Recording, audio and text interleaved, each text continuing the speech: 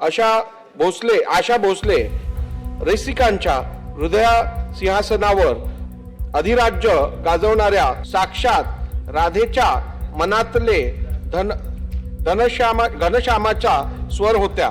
नवनवीन गोष्टी आत्मसात करण्याची वृत्ती, विनोद बुद्धी ही आशाताईंच्या सदस्तेज व्यक्तिमत्वाची वैशिष्ट्य होती।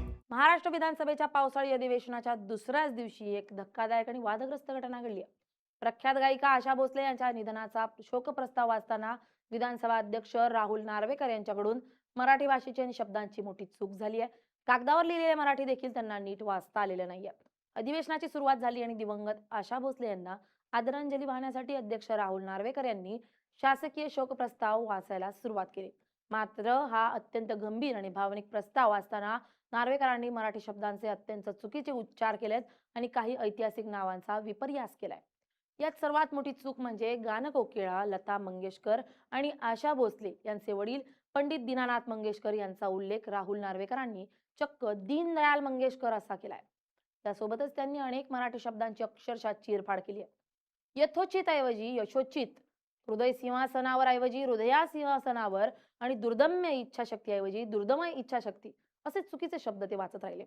अगदी शोक प्रस्तावाच्या सुरुवातीलाच त्यांनी ज्येष्ठ गायिका सुमन कल्याणपूर यांच्या नावाचा उच्चार सुद्धा सुमन कल्याणपूर असा तोडून केलाय। अध्यक्षांसारख्या जबाबदार पदावरील व्यक्तीला समोर छापील कागदावर लिहिलेलं शुद्ध मराठी वाचता येत नव्हतं हे पाहून महाराष्ट्राच्या संस्कृतीचा आणि भाषेचा अवमान झाल्याची भावना जनतेमध्ये निर्माण झाली आहे। काय म्हटले नार्वेकर आणि कशी चीरफाड केली आहे पहा। आशा भोसले रसिकांच्या हृदया सिंहासनावर अधिराज्य गाजवणाऱ्या साक्षात राधेच्या मनातले घनश्यामाचा स्वर होत्या। नवनवीन गोष्टी आत्मसात करण्याची वृत्ती, विनोद बुद्धी ही आशाताईंच्या सदस्तेज व्यक्तिमत्वाची वैशिष्ट्य होती। दुर्दमय इच्छा शक्तीचा प्रवास होता। वैयक्तिक आयुष्यात अनेक आघात झेलूनही भोगलेल्या दुःखाला खूप म्हणून त्या जगत राहिल्या। अभंगातील ओतप्रोत भक्ती, गीतातील अनुराग, विरह गीतातील दुखरी वेदना कोट्यावधी गान रसिकांच्या हृदयापर्यंत पोहोचविल्या। महाराष्ट्र भूषण पुरस्कार देऊन त्यांच्या यथोचित सन्मान केला आहे। स्वर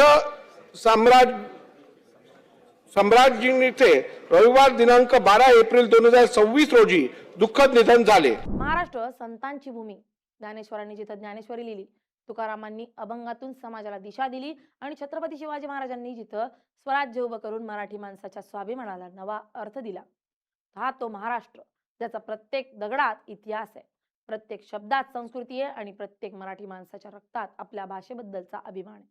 पण आज प्रश्न असा आहे की ज्या महाराष्ट्रानं आपल्या भाषेसाठी इतकी वर्ष लढा दिला, ज्या महाराष्ट्रानं मराठीला अभिजात भाषेचा दर्जा मिळावा म्हणून आंदोलन केली, त्याच महाराष्ट्राच्या विधानभवनात जर मराठीची अशी दुर्दशा होत असेल तर आपण नेमकं चाललोय कुठे? महाराष्ट्र विधानसभेचे अध्यक्ष राहुल नार्वेकर यांनी आज विधानभवनात शोकप्रस्तावाचं वाचन केलं आणि त्यानंतर सोशल मीडियावर, राजकीय वर्तुळात आणि सर्वसामान्य जनतेत संतापाची लाट उसळली। आता शोकप्रस्ताव म्हणजे काही साधा विषय नाहीये।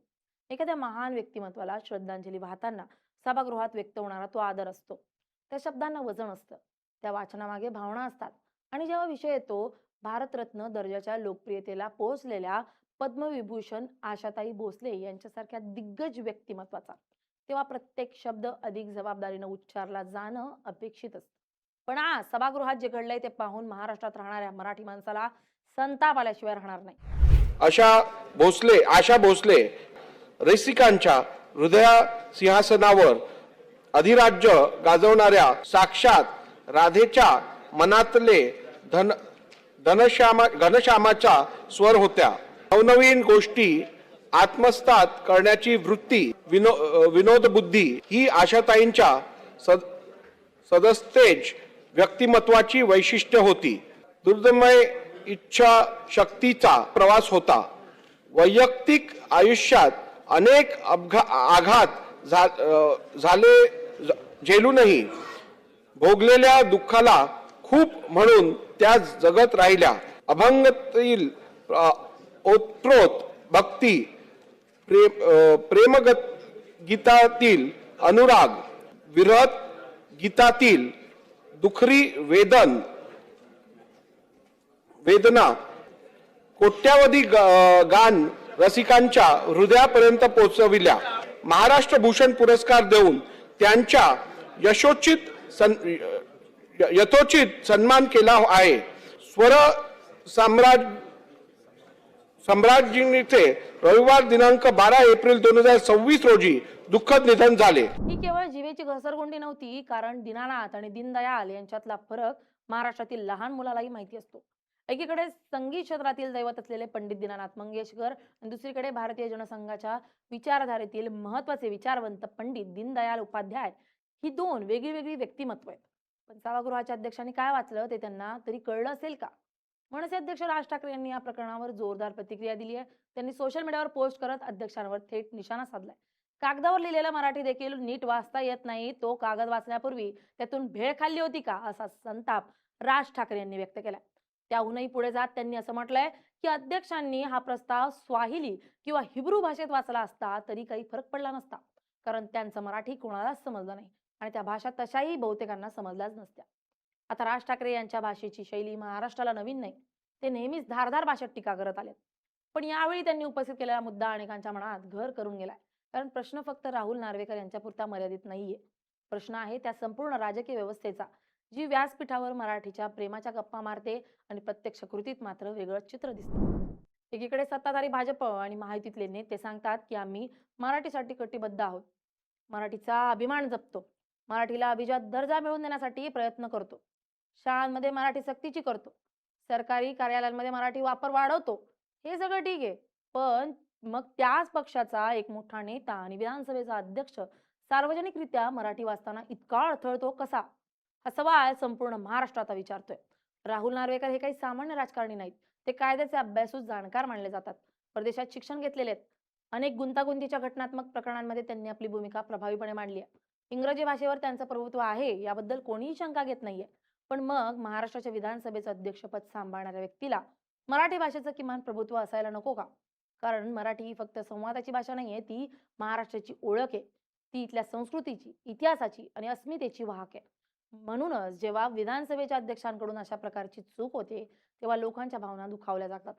या प्रकरणात आणखी एक धक्कादायक गोष्ट घडली आहे. सभागृहात बसलेल्या एकाही आमदारानं अध्यक्षांची चूक दुरुस्त करण्याचा प्रयत्न केला नाही. कोणीही उठून म्हटलं नाही की अध्यक्ष महोदय, नाव चुकीचं उच्चारलं गेलंय. कोणीही आक्षेप घेतला नाही, कोणीही निदान लक्ष वेधलं नाही. म्हणजे ज्या सभागृहात महाराष्ट्राचं भविष्य ठरतं, जिथं राज्याचे कायदे तयार होतात, तिथं मराठी भाषेचा असा विपर्यास होत असताना सर्वजण शांत बसले होते. कारण चूक एका व्यक्तीकडून होऊ शकते, पण ती चूक दिसूनही कोणी बोलत नसेल तर तो संपूर्ण व्यवस्थेचा प्रश्न बनतो. आज प्रत्येक पक्ष मराठी अस्मितेचा दावा करतो, प्रत्येक निवडणुकीत मराठीचा मुद्दा पुढे येतो, प्रत्येक नेता मराठी माणसासाठी लढत असल्याचं सांगतो. पण जेव्हा प्रत्यक्ष मराठीचा प्रश्न समोर येतो, तेव्हा सगळे गप्प का बसतात, हा प्रश्न महाराष्ट्रातील सामान्य नागरिक विचारतात. यामध्ये आणखी एक राजकीय पैलू आहे. राहुल नार्वेकर यांच्यावर यापूर्वीही विरोधकांनी अनेकदा पक्षपातीपणाचे आरोप केलेत. विरोधकांचं म्हणणं आहे की सभागृहात त्यांना पुरेसा वेळ दिला जात नाही, त्यांचे माईक बंद केले जातात, नियमांचा आधार घेऊन त्यांचा आवाज दाबला जातो. हे आरोप योग्य की अयोग्य हा वेगळा विषय. पण विरोधकांना नियम शिकवणारे अध्यक्ष स्वतः मात्र मराठीच्या बाबतीत इतके असहाय्य का दिसतात, हा विरोधाभास लोकांच्या नजरेतून सुटलेला नाही. आज सोशल मीडियावर एकच चर्चा आहे, मराठीबद्दलचं प्रेम खरंच आहे की ही फक्त राजकारणासाठी वापरला जाणारा एक मुद्दा आहे? कारण जर प्रेम खरंच असेल तर ते भाषणांमध्ये नव्हे तर वर्तनात दिसलं पाहिजे. मराठीच्या नावावर मतं मागणं सोपं आहे, मराठीच्या नावावर घोषणा देणं सोपं आहे, मराठीच्या नावावर राजकारण करणंही सोपं आहे. पण मराठीचा आदर करणं, ती शिकणं, ती जपणं आणि ती अचूकपणे वापरणं हेच खरं मराठी प्रेम आहे. विधान भवनात उच्चारला जाणारा प्रत्येक शब्द महत्वाचा असतो, कारण तो फक्त शब्द नसतो, तो संपूर्ण महाराष्ट्राचं प्रतिनिधित्व करत असतो. जर त्याच ठिकाणी भाषेची अशी मोडतोड होणार असेल तर हा केवळ एका व्यक्तीचा अपमान नाहीये, तो मराठी अस्मितेचा प्रश्न आहे. आणि म्हणूनच या घटनेकडे केवळ एका भाषिक चुकीच्या नजरेनं पाहून चालणार नाही, कारण ही घटना महाराष्ट्राच्या राजकारणाला, भाषेला आणि सांस्कृतिक जाणीवेला आरसा दाखवणारी घटना ठरली आहे. महाराष्ट्राच्या सर्वोच्च लोकशाही मंदिरात जर मराठीचा सन्मान होणार नसेल तर मग तो नेमका कुठे होणार, हा आता मोठा प्रश्न उभा राहिलाय. Bureau report, LS Marathi.